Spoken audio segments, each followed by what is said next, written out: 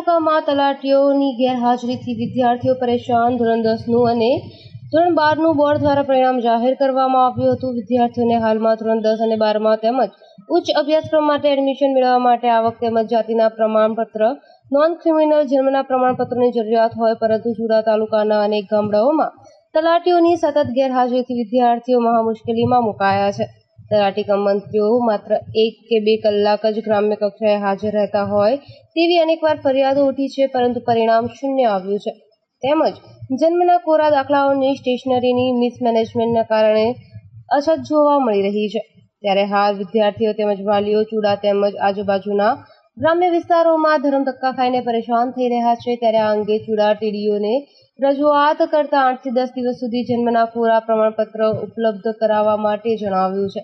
ત્યારે વિદ્યાર્થીઓને એડમિશન મેળવવા માટે સહેલાઈથી જરૂરી પ્રમાણપત્રો ગ્રામ્ય કક્ષાએ તેમજ તાલુકા કક્ષાએ મળી રહે તે માટે તલાટી કમ મંત્રીઓ ચુડા સહિત ગ્રામ્ય વિસ્તારોમાં હાજર રહે તે માટે માંગ ઉઠી છે।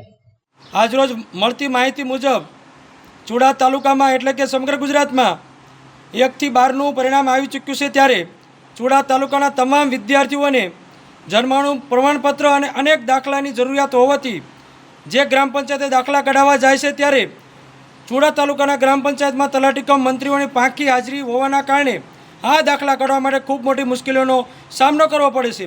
ત્યારે વાલીગણે ટીડીઓ શ્રીને રજૂઆત કરવામાં આવી, ત્યારે તાલુકા પંચાયત કચેરી તરફથી જાણવા મળેલ છે કે આ જન્મનું પ્રમાણપત્ર હજી 8 દિવસ સુધી ઉપલબ્ધ થઈ શકે તેમ નથી।